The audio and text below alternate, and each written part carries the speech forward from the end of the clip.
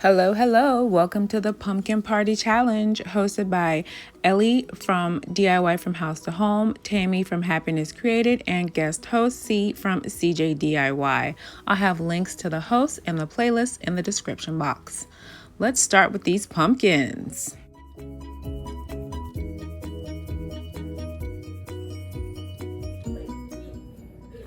For this DIY, I have 2 pumpkin candle holders from Dollar Tree, some 2x white semi-gloss, apple barrel white, and apple barrel black, and folk art pure gold. So since I couldn't find 2 white ones, I'm going to spray paint this one white with my 2x semi-gloss.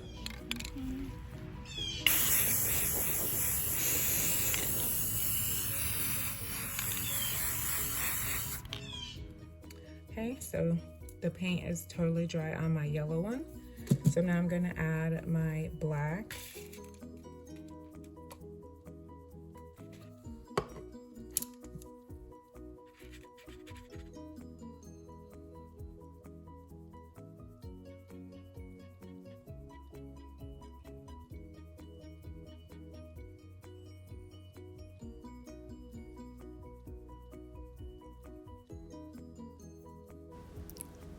And with all of that matte black dry, I'm going to move on to the leaf area. I'm adding metallic folk art pure gold. It's a really gorgeous gold. It gives the look of almost like a spray paint. It's a really beautiful metallic finish.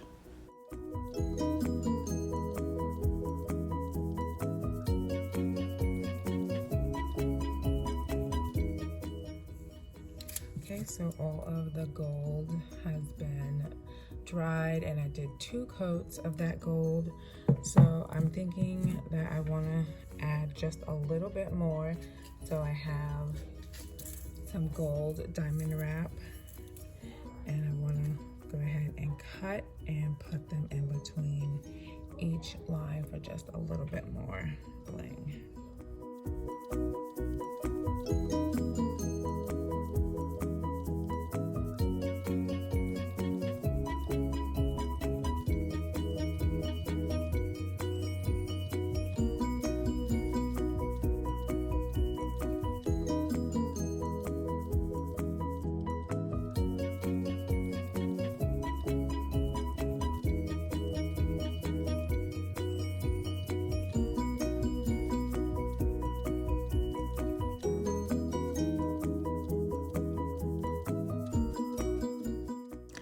And now I'm going to add dishwasher safe Mod Podge to all of the painted areas to add a little extra gloss and protection to them.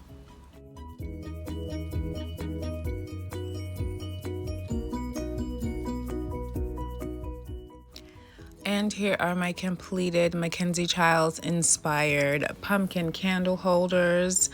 I think these turned out really pretty. The opening on these are large enough to hold either votives or tea lights. I think I'm going to use these with these votives. It's a really cute glam look, and I would love to know, what do you think of these?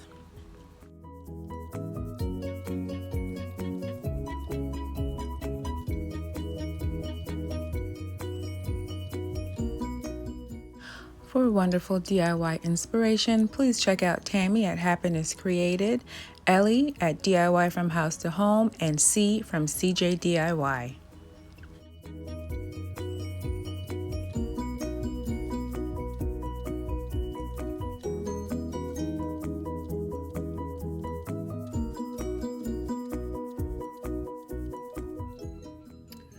For this DIY, I have 4 rolls of fabric from Dollar Tree. I want to make a couple of reversible pillows. I have a decal that I cut out in my Cricut Joy. I designed this in Design Space, and what I'm going to use for my template is this pumpkin that I DIY'd last year. I'm just going to use this as my template for my pumpkin pillows. So I'm going to go ahead and get these unraveled and iron them out, and then get my pumpkin image traced.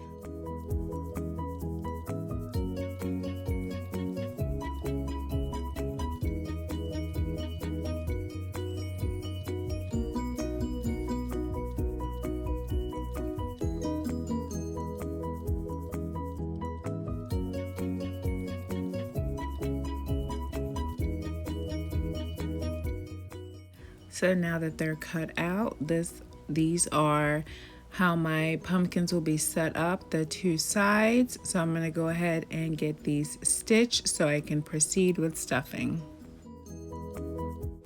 So I've already sewn half of this pumpkin up and I'm ready to add my iron-on image.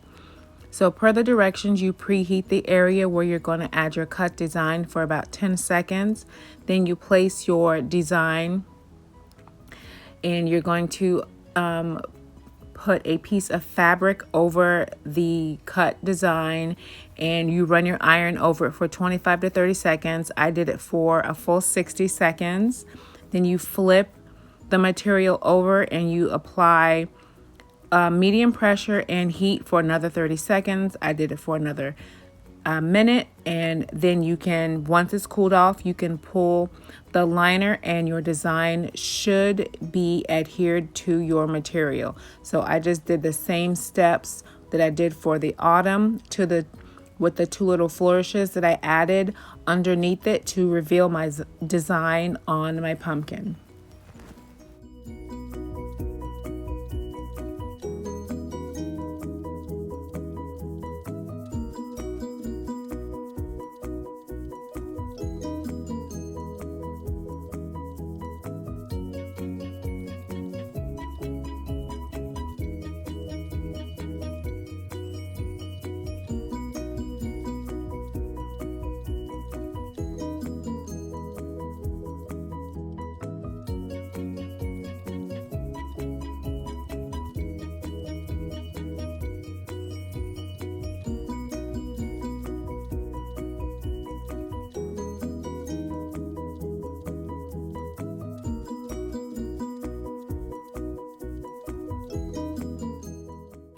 I finished sewing the pumpkin and left a small opening at the bottom so I could add all of my polyfill.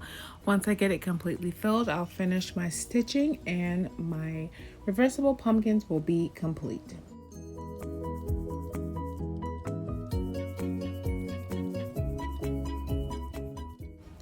And here are my completed double-sided pumpkin pillows.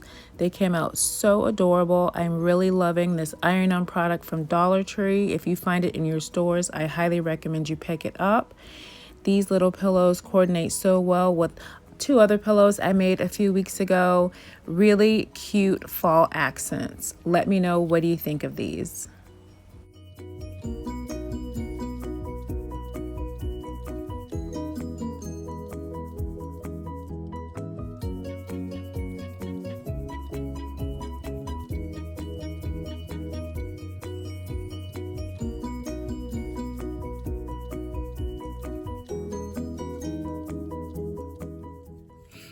For this DIY, I've got two neutral color chalk paints, steel and mineral. I've got two fall themed words. I'm not sure which one I'll use. Might not use either one of them, I'm not sure. I found this stencil a month or two ago. I really like these indigenous patterns, and so I want to get my pumpkin covered in my neutral colors, and then I'm going to use some spackling to have a raised image of all of these beautiful patterns.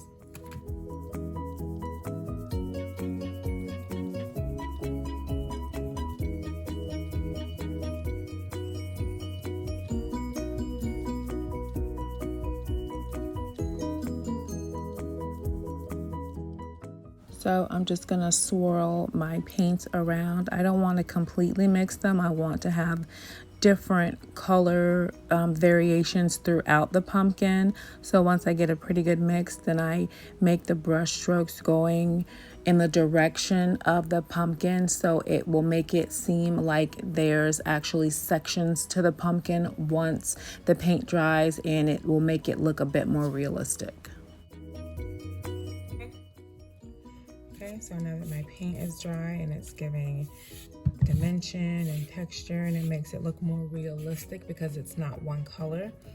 So I absolutely love this stencil, and of course you can use paint if you want, but I really love using a lightweight spackle with stencils. I love to have that extra dimension and texture and having a raised portion on my piece.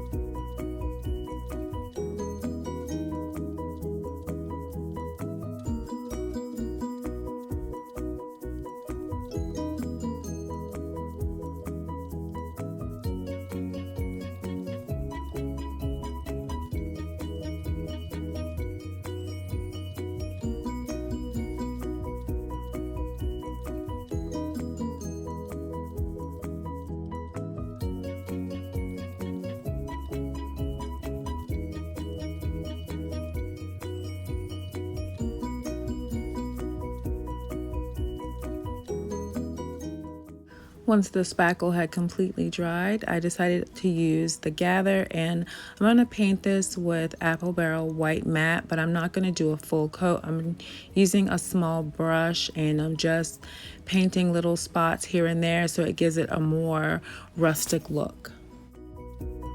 And for the stem of my pumpkin, I'm going to cover it with this gray and white baker's twine that I found at Dollar Tree, and just adding a bit of hot glue to get it adhered to my sign.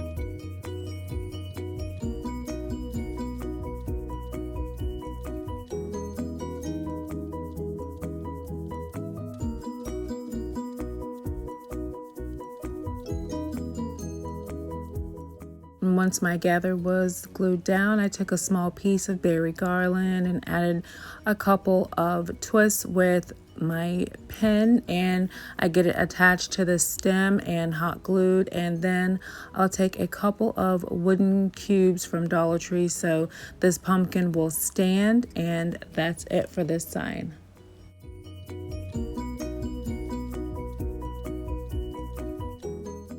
And here's my completed pumpkin. I absolutely love the way these patterns look on this pumpkin, the way they pop out with that spackle. I'm definitely using the stencil some more. It's so beautiful. Let me know, what do you think of this pumpkin?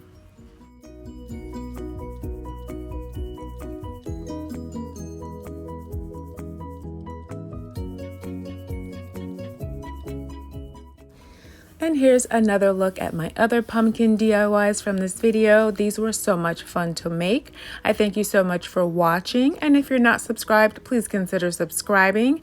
Remember, there is a playlist. I will have a link in the description box to all of the hosts and the playlist. I hope you have a wonderful fall.